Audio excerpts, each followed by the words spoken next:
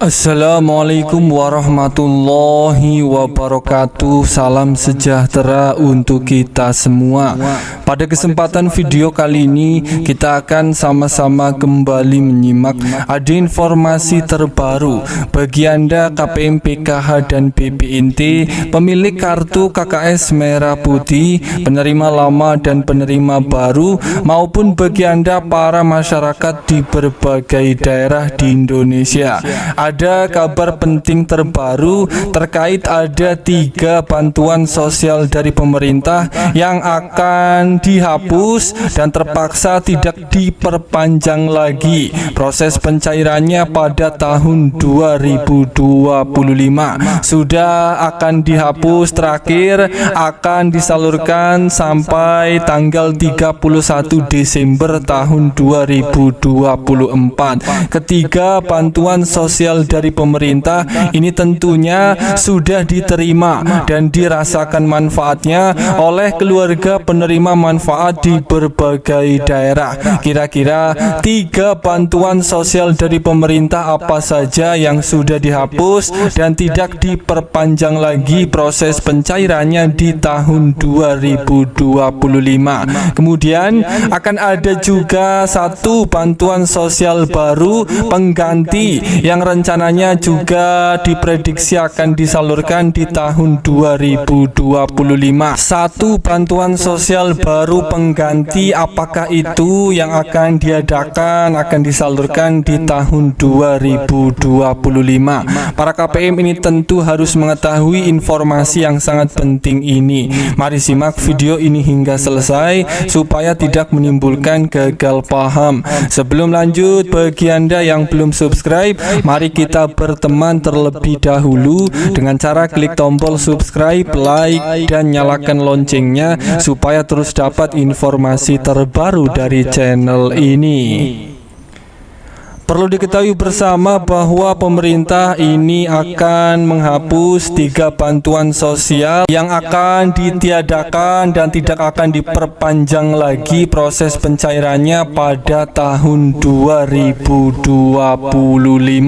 Bantuan sosial yang pertama yang sudah dihapus dan tidak diperpanjang di tahun 2025 ini merupakan untuk bantuan daging ayam plus telur. Para penerimanya ini merupakan anak usia dini umur 0 sampai 6 tahun yang masuk dalam kategori keluarga rawan stunting dan tercatat di BKKBN. Penyalurannya sebanyak 3 kali dalam 3 bulan dalam 1 tahun. Untuk bantuan pangan stunting ini proses pencairannya terakhir ini sampai tanggal 31 Desember tahun 2024 dan diprediksi tidak diperpanjang lagi proses pencairannya di tahun 2025.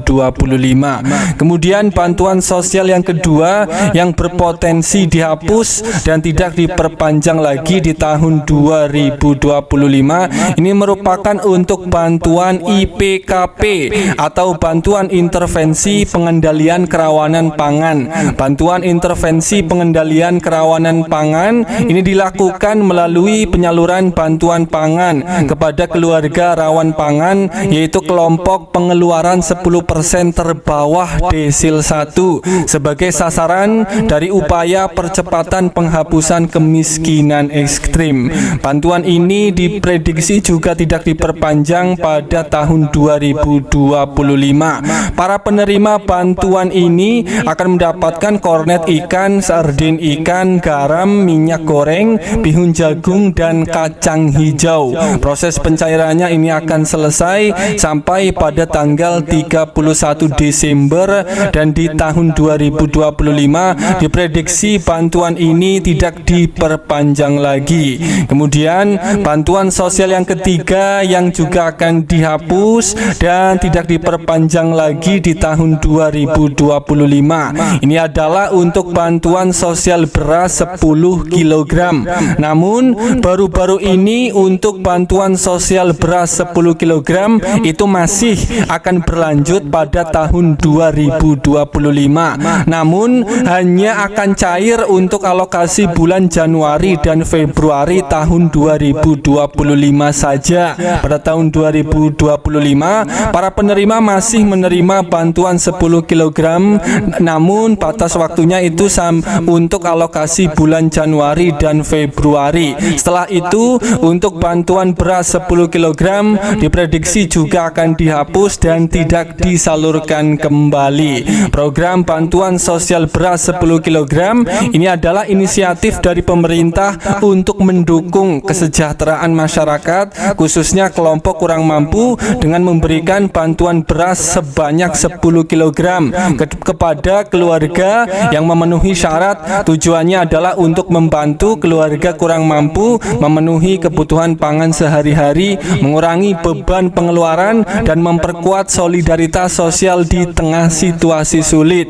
Program ini direncanakan berlangsung sampai Februari tahun 2025. Setelahnya tidak ada lagi. Kemudian untuk bantuan sosial baru pada tahun 2025 yang diprediksi ini direncanakan akan disalurkan juga oleh pemerintah. Ini adalah untuk bantuan di BBM dan subsidi listrik. Ini akan dilakukan exercise mendalam sembari menunggu laporan dari berbagai sektor yang lain. Sekali lagi, untuk subsidi listrik dan subsidi BBM kami masih melakukan exercise mendalam karena kita harus hati-hati. Kita menunggu laporan dari BPH Migas, Pertamina, dan PLN secara mendalam. Kalau sudah selesai, dalam waktu dekat akan ada formulasinya yang tepat untuk kami laporkan kepada Bapak Presiden terangnya.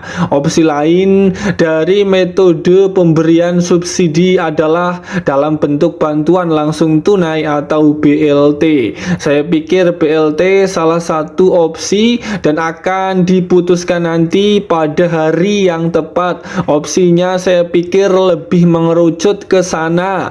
Bahlil menekankan pemberian subsidi harus dilakukan secara tepat sasaran. Bagi subsidi yang kurang tepat sasaran akan diberikan dengan bentuk yang lain.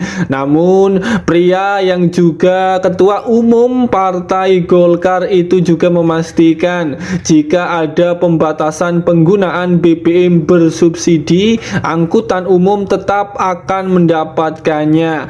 Andaikan pun terjadi subsidi, nanti sebagian seperti kendaraan umum plat kuning itu masih kami pertimbangkan untuk tidak dicabut subsidinya, tetap subsidi harga. Ini kan sebenarnya subsidi kan ada yang tepat, semuanya harus subsidi, namun ada yang tidak tepat sasaran. Terang Menteri SDM Bahlil tersebut, yang tidak tepat sasaran ini kita bentuk yang lain, tapi yang sudah sesuai tepat sasaran tetap jalan.